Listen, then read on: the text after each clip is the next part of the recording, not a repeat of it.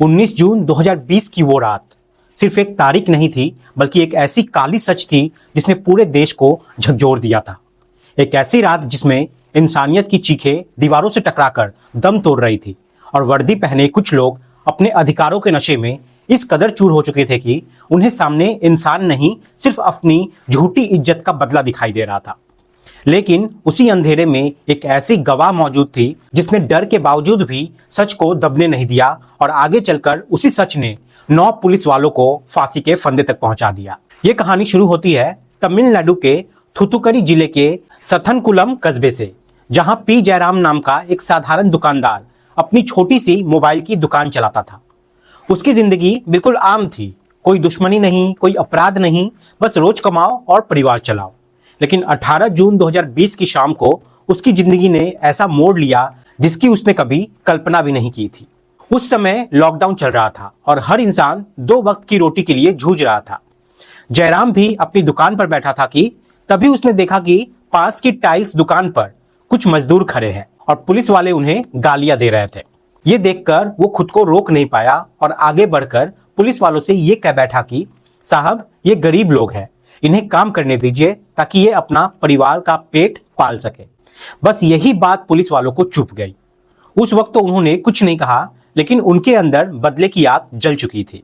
अगले दिन 19 जून की शाम को वही पुलिस वाले उस इलाके में मौजूद थे और जैसे ही एक दरोगा ने इंस्पेक्टर को बताया कि यही वो आदमी है जिसने कल हमारे साथ बदतमीजी की थी, तो इंस्पेक्टर का अहंकार जो था वो भड़क उठता है और बिना किसी जांच या सवाल के उसने आदेश दिया कि इसे उठा लो। फिर जयराम को उसकी दुकान से जबरदस्ती पकड़कर थाने ले जाया गया, जहां पूछताछ के नाम पर उसके साथ मारपीट शुरू हो गई। उधर जब उसके बेटे वेनिक्स को यह खबर मिली तो वो घबराया हुआ थाने पहुंचा और हाथ जोड़कर पुलिस से माफी मांगने लगा। लेकिन पुलिस के लिए अब ये मामला सिर्फ गलती का नहीं था, बल्कि उनके अहंकार का बन चुका था। थाने में एक छोटी सी बहस के दौरान एक सिपाही की शर्ट का बटन टूट गया और मेज से सामान जो था वो गिर गया। बस इतना सा बहाना काफी था कि पुलिस वालों का गुस्सा और बढ़ गया। अब पुलिस ने बेटे को भी अंदर खींच लिया। उसे एक कमरे में ले जाकर उसके कपड़े उतरवा दिए गए और उसे एक कड़ी मेज पर पेट के बल लिटा दिया गया। फिर 2 सिपाही उसके हाथ पकड़े खड़े थे और एक दरोगा उसके शरीर पर लगातार डंडे बरसा रहा था।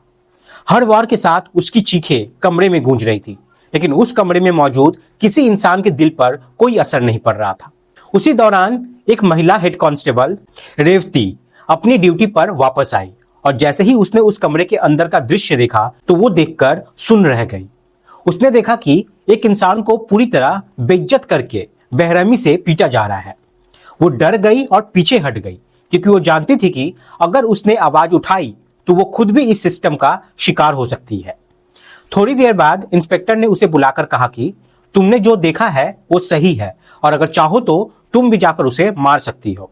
लेकिन रेवती ने यहाँ पे साफ साफ मना कर दिया और कहा कि वो ऐसा नहीं कर सकती।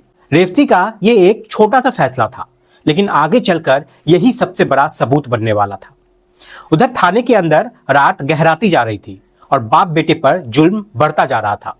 उन्हें इतना मारा गया कि उनके शरीर से खून बहकर फर्श और दीवारों पर फैल रहा था, लेकिन पुलिस वालों के चेहरे पर कोई पछतावा नहीं दिखाई दे रहा था।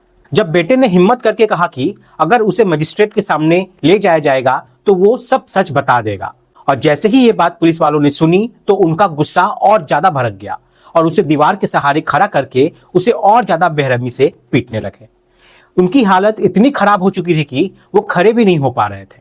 आखिरकार वो टूट गए और पुलिस वालों के पैर में गिरकर माफी मांगने लगे और बोले कि जैसा आप कहोगे मैं वैसा ही बयान दूंगा। लेकिन उस रात दया नाम की कोई चीज वहां मौजूद ही नहीं थी। इंसानियत जैसे मर चुकी थी और जो कुछ बचा था वो सिर्फ क्रूरता थी, और उसी क्रूरता की गवाह बनी खड़ी थी वहां एक महिला जो सब कुछ देख रही थी, महसूस कर रही थी, लेकिन अभी भी खामोश थी, क्योंकि उसे नहीं पता था कि उसका एक फैसला आने वाले समय में इतिहास बदल देगा। रात करीब 2:30 से 3 बजे के बीच का समय था जब आखिरकार मारपीट कुछ देर के लिए रुकी, लेकिन तब तक बहुत देर हो चुकी थी। बाप और बेटे की हालत इतनी खराब हो चुकी थी कि उन्हें देखना भी मुश्किल था। इसी बीच महिला हेड कांस्टेबल रेवती, जिनका दिल इस पूरी घटना को देखकर टूट चुका था, वो जानती थी कि वो सिस्टम के खिलाफ खुलकर कुछ भी नहीं कर सकती, लेकिन इंसानियत अभी भी उसके अंदर जिंदा थी। वे उनसे धीरे से पूछती है कि क्या उन्हें कोई चीज की जरूरत है। तो फिर यहाँ पे बाप और बेटे ने हाथ जोड़कर उससे सिर्फ इतना बात कहा कि हमें पानी पिला दो। और ये सुनकर रेवती तुरंत पानी लाती है और उन्हें अपने हाथों से पिलाती है। वे उनको जख्मों को देखकर कांप उठती है और फिर वो दर्द कम करने के लिए दवा भी देती है ताकि उन्हें थोड़ी राहत मिल सके। ये छोटा सा इंसानियत का काम उस रात की सबसे बड़ी रोशनी थी। लेकिन ये राहत ज्यादा देर तक टिकने वाली नहीं थी, क्योंकि सुबह होते ही एक सफाई कर्मचारी को बुलाया जाता है और जहां जहां खून फैला था उसे साफ करा दिया जाता है, जैसे कुछ हुआ ही ना हो। यानी कि यहाँ सबूत मिटाए जा रहे थे, दर्द को छिपाया जा रहा था। इसके बाद बाप और बेटे को अस्पताल ले जाया जाता है, जहां उनकी हालत बेहद गंभीर होती है, लेकिन वहां भी उन्हें सिर्फ औपचारिक जांच के बाद फिट बता दिया जाता है। काश उस वक्त डॉक्टर उनकी हालत की गंभीरता समझ पाते और उन्हें भर्ती कर लेते, तो शायद कहानी कुछ और ही होती। लेकिन ऐसा नहीं हुआ और उन्हें मजिस्ट्रेट के सामने पेश कर दिया गया। लॉकडाउन के कारण कार्यवाही भी दूर से हो रही थी और बिना ठीक से जांच किए उन्हें जेल भेज दिया जाता है। जेल पहुंचने के कुछ ही घंटों बाद बेटे की हालत बिगड़ने लगती है।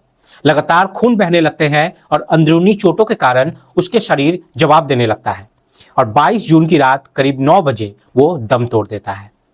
बेटे की मौत खबर जैसे ही फैलती है, कुछ ही समय बाद बाप की हालत भी यहाँ पे बिगड़ने लगती है और अगले दिन उसकी भी यहाँ पे मौत हो जाती है।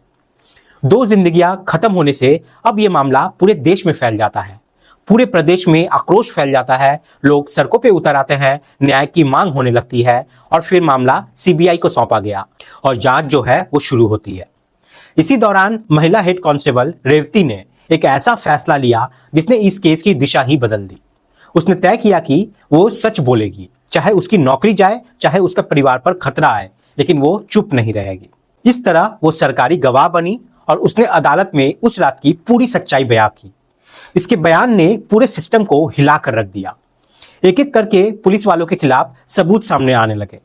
कुल 10 पुलिसकर्मियों के खिलाफ मामला दर्ज हुआ, लेकिन उनमें से एक की मौत कोरोना की वजह से हो गई, लेकिन बाकी के खिलाफ मुकदमा चलता रहा। साल दर साल बीतते गए, लेकिन न्याय की उम्मीद जिंदा रही और आखिरकार 6 अप्रैल 2026 को अदालत ने एक ऐतिहासिक फैसला सुनाया, जिसका इंतजार पूरे देश को था। जज साहब ने साफ साफ कहा कि यह अपराध माफ करने योग्य नहीं है और इसमें शामिल 9 पुलिस वालों को फांसी की सजा सुनाई जाती है, साथ ही भारी जुर्माना भी लगाया जाता है। यह फैसला सिर्फ सजा नहीं थी, बल्कि एक आदेश था कि कानून से ऊपर कोई नहीं है, चाहे वो वर्दी में ही क्यों ना हो। इस पूरे मामले में अगर किसी ने सबसे बड़ा जोखिम उठाया था तो वो थी रेवती, जिसने अपनी नौकरी, अपने परिवार और अपनी सुरक्षा को दांव पर लगाकर सच का साथ दिया।